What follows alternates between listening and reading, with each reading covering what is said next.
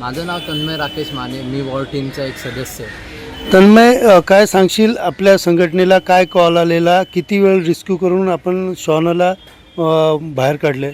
आम्हाला 2 दिवस अगोदर कॉल आला होता की सूचक नाक्या इथून एका दरीमध्ये एक कुत्रा पडलेला होता. तर ती दरी 200